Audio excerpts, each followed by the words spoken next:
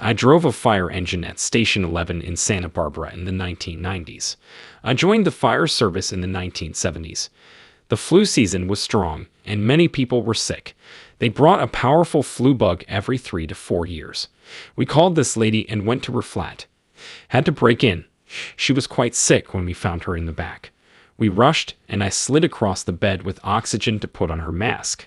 Since she'd been hurting for 2 days, she breathed a great sigh of relief when she saw firemen around.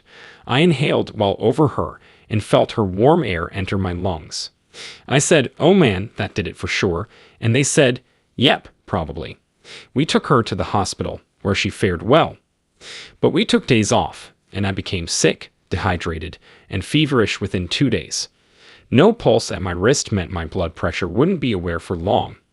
My heart rate was rushing to compensate for the lack of perfusion when systolic dropped below 80 in the 70s.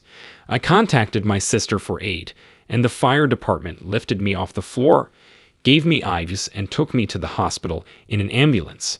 As we entered the emergency room, the staff was overwhelmed and struggling to keep up. They helped everyone with a generic item. I bought synthetic morphine and anti-nausea medication.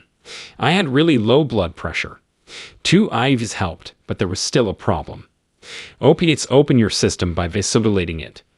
My relative volume reduced when my system opened, thus no blood went to my brain. Keeled over nearly instantly. My wife said that frightened him. They brought Narcan, and she began writing.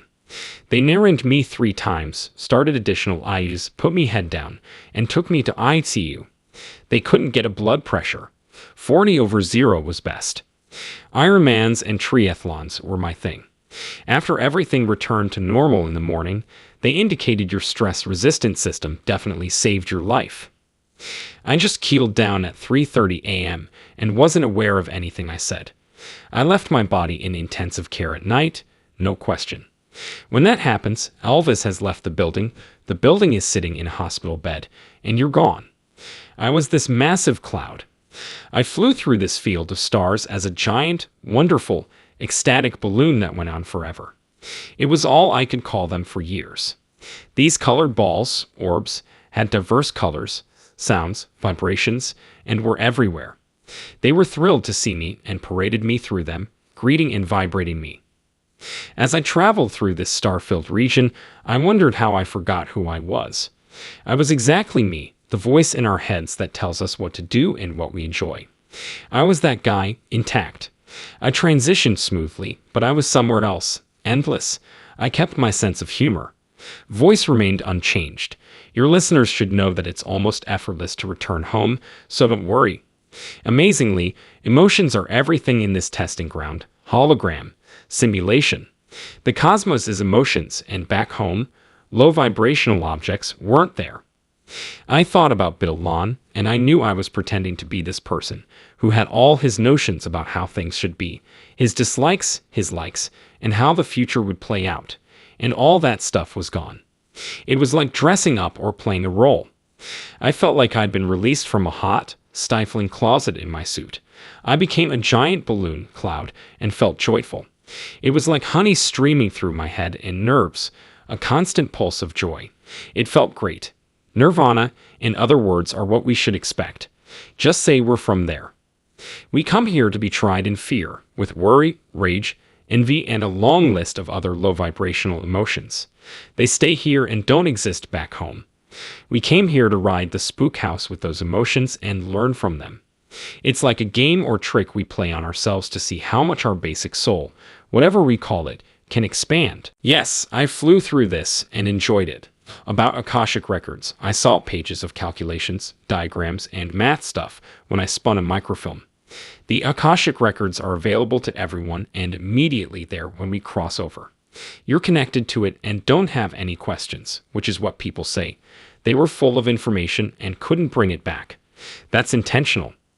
I was flying. I was so excited. I couldn't believe it. I was never going back. I suddenly changed dimensions and entered a denser, solid environment. It appeared like a clinic or facility with equipment, indirect lighting, tables, and beds. The 3 short, hooded guys in dark robes in front of me were thrilled to see me. They were bouncing and laughing, and I was trying to organize myself since it was startling. I suddenly popped into this place, and they were looking at me and asking me questions like, "How was it? What did you learn? What can you tell us?" They were giggling back and forth and bumping into each other, and one of them stepped forward and took a long look at me, then turned to the others and said, "He doesn't remember us," and they all laughed. I said, "Well, guys, I kind of remember something, but let me sort this out. I'm not sure." They giggled joyfully, and then there was this other guy who was in the background at first. He was tall and wispy, and he was like a spinning energy, like if you spun a glass of water and looked at the side. He was a spinning vortex person, like a downsized Gumby or a walking stick insect, except it was like watching someone underwater, and the spinning vortex was all these other vortexes connected. When he moved, the top would move first, then the bottom. I got it. I do this structured water thing. I have it on a large glass item in the light. That vortex comes and goes when I spin it, and it looks precisely like that. He was cool. He had an ear-to-ear smile. It seemed very huge for him, and he had sparkling eyes, and he came forward, and you could tell he was chuckling. And I was looking at him like, well, who's this guy? As he got closer, the love that was coming off of this being was so powerful that I felt my chest just expanding, like you're watching a movie with the dog reunited with the child, and my throat got tight, and I'm going to fall down on my knees and cry uncontrollably. But that's what it felt like I should do, because the guys are sitting there going, "What's the story? But feminine energy is more related to creativity and love." Yeah, he came forward, and we had a back and forth whenever I spoke. People get caught up on you didn't have a mouth or you don't have eyes, but you don't. However, most don't realize they've crossed. Many NDs are well into it, and everything was normal. I told him a few things, and he laughed at everything. I could feel his laugh. I sensed it within me, was part of me. That seemed like a father and child, and he loved his child unconditionally. We're related to that parent. We call it many things. Humanity's trying to explain it, but a higher version of us or a larger entity is real. I told him there wasn't much going on. It was disorganized. 3 tiny boys were grinning and bopping. And then the tall, wispy guy was observing them and me and laughing, and everything was cool. At one point I remarked, "Well, I'm not going back where I was," and eventually I got to move away, move on from this place. I had already encountered that heavenly realm, those orbs, those stars, and it felt endless. You could do and be anything as long as you wished. I was ready to leave the facility when they let me. So I said, "Well, I'm not going back there to Earth, that's for sure. That's never going to happen. I know there's a review procedure you folks want to finish, so I can start." He laughed. Several stories on various topics were told, but nobody was paying attention. What I said didn't matter. They were joking. Then he says, "Okay, that's enough. Time to go back." It was like he was picking up a toddler and saying, "We're going to leave, Grandma. You're going home." I'm like, "Time to go back. What?" And he says, "Yeah, you've got to go back." I told him I was almost 40, and there's no reason to go back. I told him other things, like that I only had many friends, but only my parents and wife would be seriously affected by my death. I told him they'll overcome it. They're strong. After he said, "No, you're going back," the place broke up like a Star Trek transporter. It seemed like everything dematerialized, and I fell into darkness. Dropped, in frequency.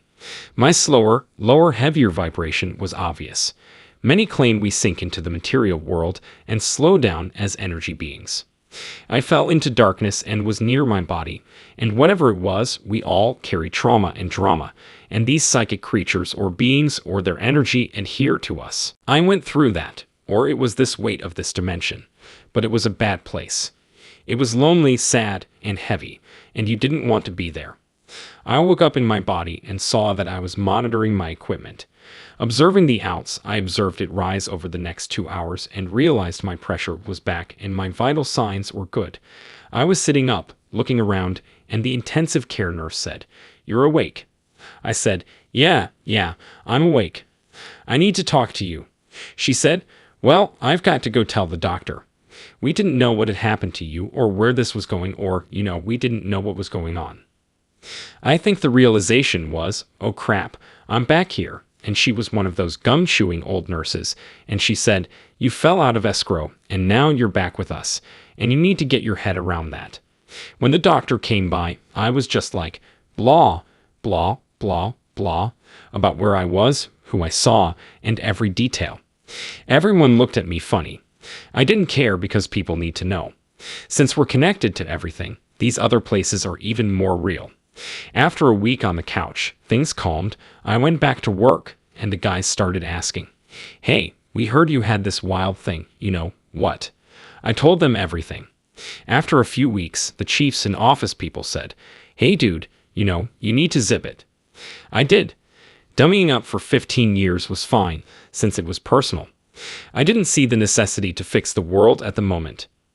I kept hearing this counting in groups of 4, stacked 4s, and music after my NDE.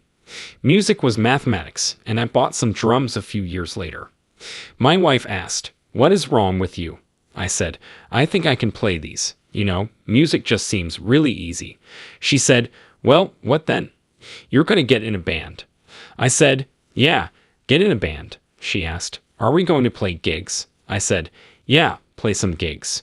It's funny because in a few months, I could play nearly any song. I was in some bands, and then some really professional guys were in a studio one day and said, "Hey, we want you in our band." I said, "You don't understand. I'm just this retired old guy that never had a lesson." They said, "Whatever it is that nails down that foundation of songs, whatever it is, the timing thing, the groove, whatever it is, you have it." We played the State Fair and thousands of people. My wife merely shakes her head and says, "I can't believe you." Cool. And I'd say, "How you're sitting there like an octopus. Everything's doing something different, and you're just talking to us." I say, "Guys, it's just really easy. You see it in levels, and you just let the levels do their thing."